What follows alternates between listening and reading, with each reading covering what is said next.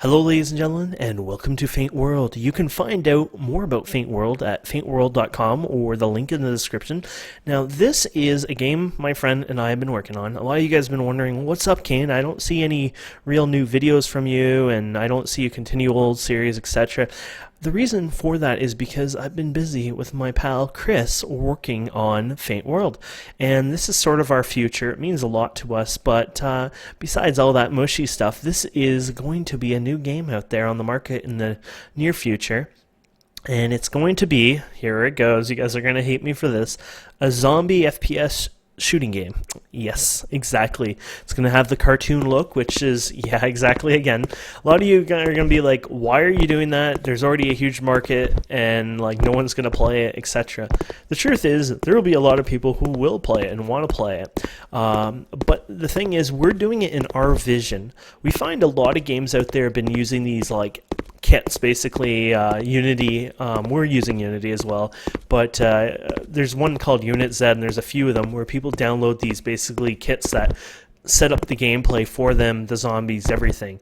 We're programming ours all from the ground up. Well, I shouldn't say the ground up. Of course, we use certain libraries and stuff like that, but for example, we're not downloading something that has pre-programmed zombies to fight for you. We're not downloading something that lets you shoot a gun. We're doing that all from scratch. We're programming that ourselves. And that's a big thing to us because it's going to be pretty important to make our game a little more unique than other games out there. Plus, we want to make sure we make it right, and we want it to perform properly. A lot of the kits out there, so to speak, have very old networking, very old code, a lot of issues, bugs, problems, and most people who get these kits don't even know what they're doing. They basically play with them for a day or two, and they kind of give up, and that's it. They're like, I don't know what I'm doing here, and then they try to sell the game on Steam, and of course those end up being the games that basically really ruin the green light process and really upset people, and they're like, why again? And that's something that we don't want to do. That's not something we're here to do. We're here to make a game of our dreams and put our, I guess, love and care and passion into it. That sounds a little corny, I know, but that is the idea. We're going to have things like crafting and building over time.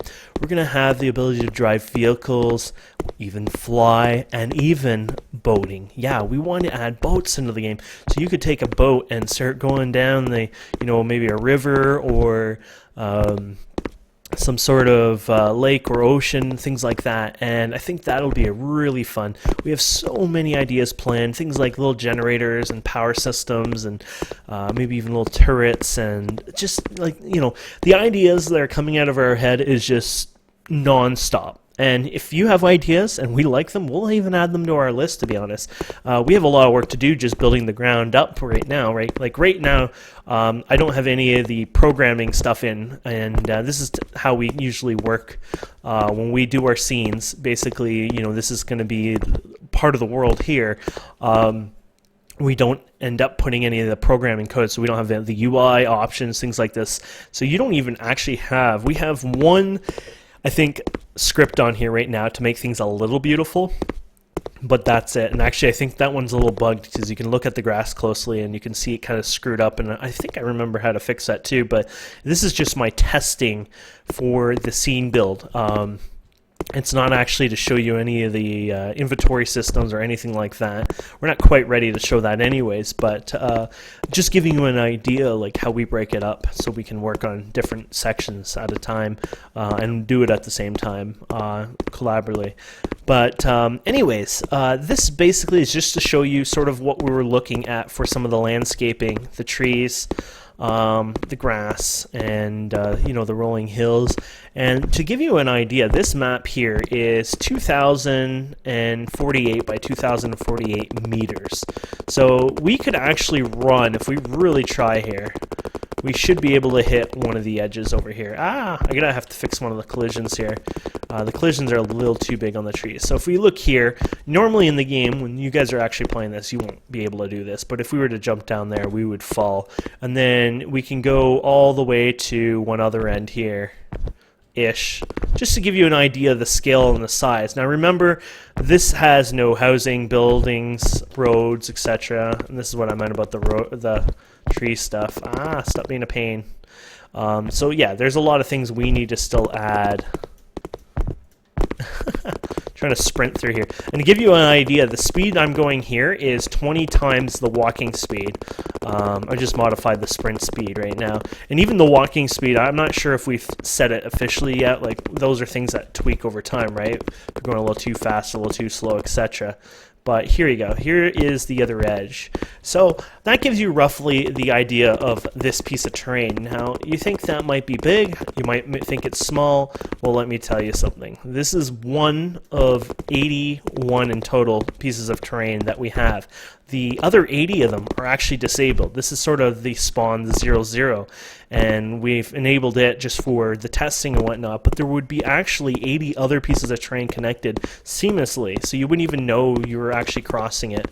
There's no loading, nothing like that. It's completely seamless, and they are going to make a huge world. And if you don't know what 2,048 meters by 2,048 meters, basically slightly over 2 kilometers. As far as I know, 1 kilometer is 1,000 meters. So, of course, 2,000 by 2,000 would make it 2 kilometers.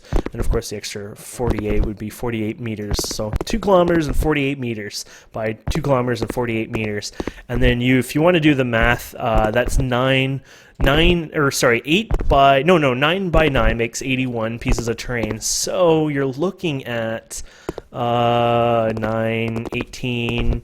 Yeah, so you're looking almost at 20 kilometers by 20 kilometers. A little less than that. So it would be over probably, 300 kilometers square? You guys will have to do the math on that if you like. But yeah, it's quite a big universe. And that's not, we can go even further and bigger over time. But of course, that's not what we want to do. Even the full 81 probably won't be available right at day one launch. The idea is we will fill it with content. So this first area, we'll fill it up with some content, add some roads, some buildings, maybe a little town with a few buildings, things like that. And then we'll slowly expand and expand and expand. And over time, we'll add things like rivers and who knows what else we'll add. We'll have a lot of fun things. And you guys will have a lot of suggestions and requests, I'm sure, over time as well. But yeah, it's going to be really exciting. And then over time, once we get building into the game, like I said, we have no ETA on anything at all. But let's say building comes in 6 months down the road. That's just a random number. Please just don't expect that to actually happen.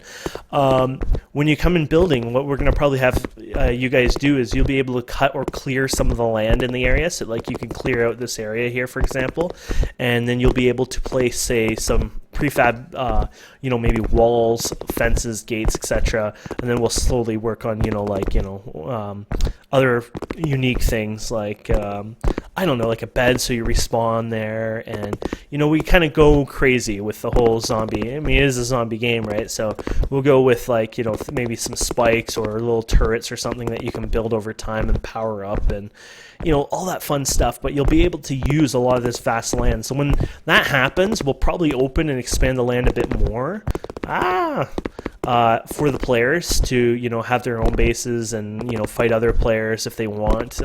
Or you can play completely like a PvE game where it's no player versus player, things like that. But there's so many ideas we have. I could sit here for hours telling you about them, but I just wanted to give you an idea a bit about Faint World. If you guys have questions or comments, suggestions, we'd love to hear them on the video or even better on our faintworld.com website. I don't even think it has a logo yet. I don't know if I mentioned that, but it's so new that we haven't even had time to do that. We don't even really care in a sense. It's not that we don't care about our game, but because we care so much about our game, we just haven't had the time or effort to put in really into things like our site or social media quite yet, but we will over time.